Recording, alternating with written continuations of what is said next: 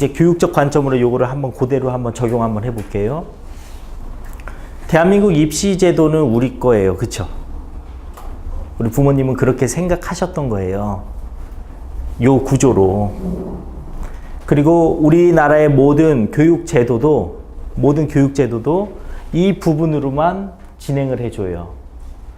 그래서 상위권에 드는 아이들은 아까 말씀드렸던 이상적이고 이론적인 것들을 잘하는 아이들은 의사 선생님 같은 아니면 변호사님 같은 항상 마음을 쓰고 머리를 쓰는 쪽으로 배치를 해줘요.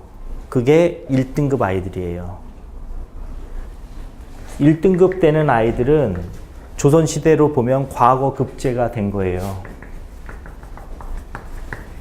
이 말은 뭐냐면, 과거 제도는 뭐냐면, 어떤 조선시대 때부터 어떤 신분에 있든, 그럼 물론 이제 천민은 아예 응시 자체가 안 됐지만, 가난하든 뭐 상관없이 과거를 볼 수 있는 신분 정도가 되면 과거 급제가 되잖아요. 그럼 부와 명예와 권력이 동시에 주어지는 제도예요.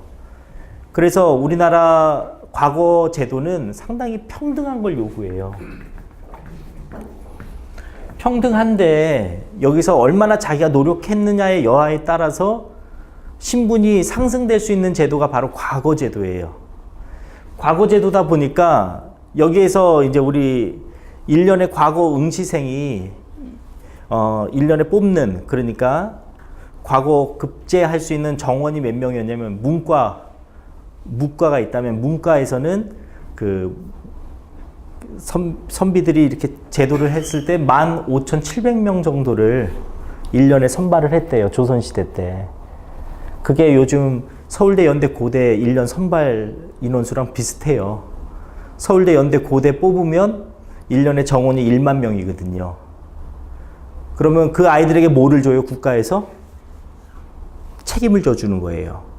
그러니까 이 부분들은 유지됐어요. 계속해서 유지됐어요.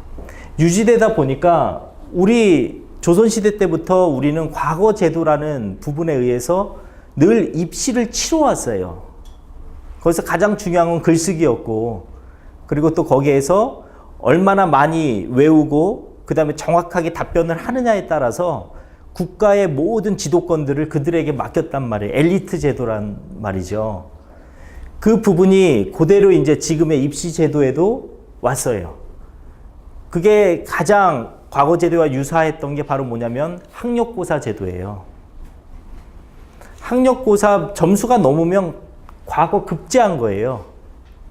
거기에 수석은 뭐냐면 그때 조선시대 때 수석을 뭐라고 부르냐면 장원이라고 불렀어요. 전국 1등. 그래서 장원 급제한 거예요. 이 사람은 최고예요. 그래서 1등만 줘요. 1등만 줘요. 그래서 우리나라는 금메달 뺏기는 없어요. 뭐 아나운서들이 그래도 값진 은메달입니다. 그럼 마음속으로는요, 금이 낫지. 그래도 금을 땄어야지. 우리의 마음속에는 왜 그런 게 심어져 있냐면 1등 아니면 2등은 좀 아닌 거예요. 그래서 2등은 늘 눈물을 흘려요. 아쉽다라고 0.01초 차로 우리나라 선수 최초로 은메달을 땄습니다. 그럼 되게 좋은 성적이거든요. 근데 우리나라 사람들의 의식 속에는 뭐가 있냐면은 좀 더 해서 금 땄으면 더 좋을 뻔했다. 그치? 우리 부모님들이 이게 그대로 작용돼요. 1등을 하잖아요. 반에서 1등을 하잖아요. 잘한 거잖아요. 그쵸? 근데 뭐라고 말하냐면은 여기서 멈춰서는 안 된다고 말해요. 왜? 전교로 보니까 너가 12등이야. 그러니까 적어도 너는 몇 등 안에 들어야 돼요? 1등이 돼야 돼. 이런 쪽으로 또 몰고 가줘요. 뭐가 되기 위해서? 장원급제 해야지. 다른 말로 뭐를 해야 돼요? 수석 입학. 우리는 이 말을 너무 좋아하는 거예요. 제가 이 얘기를 오늘 초두에 이렇게 장황하게 설명하는 이유는 뭐냐면 우리 의식이 그걸 지배해요. 우리 애가 지금은 나잖아요. 우리 애가 중학교 때 고등학교 때 좀만 잘했으면 제가 지금같이 생각은 안 했을 거예요. 이런 말 저 많이 듣거든요. 그 상담하다 보면. 그러니까 저랑 상담할 때는 우리나라 교육제도에서는 실패했다라고 생각하고 오시는 분들이 되게 많아요. 우리 애가 그래도 좀 뭐 내신 관리도 잘하고 그랬으면 여기까지는 안 왔죠 라고 얘기를 해요. 그 말은 뭐냐, 우리 아이들 진학 지도를 할 때 성공적 체험을 가지고 진학 지도를 하는 게 아니라 나는 실패했기 때문에 뭐를 찾고 있는 거예요? 대안을 찾고 있다라는 전제로 아이들을 대하는 거예요. 그렇게 되면 어떤 영향이 세워지는지 알려드릴게요. 님이 아니에요. 걔는 뭐예요? 내 속을 썩이는 놈이 돼 있어요. 그래서 투자 가치가 있는지를 고민하는 거예요. 뭐 계속 내가 투자해야 되나? 님이었으면 소를 팔아서라도 우리 아들놈 이제 벼슬아치 된다 그러니까 나는 없다. 왜? 존경하니까. 우리 아들을 참 존경한다. 그래서 집을 내놓고라도 이걸 해주겠다. 그거는 우리 집에서 해야 될 사명인 거예요. 그러다 보니까 둘째 놈은 양보하라는 거예요. 형님한테. 둘째는 또 놈이 됐어요. 왜? 걔는 늘 살면서 뭐가 바빠요? 손과 발이 바쁜 거예요. 그러니까 될 놈만 우린 투자한다라고 해서 이거를 만들어 줬는데 이 부분에 있어서 무너진 거죠. 어떤 부분에 있어서? 교육에 있어서. 이거를 총괄하는 부서가 있어요. 교육부예요. 교육부예요.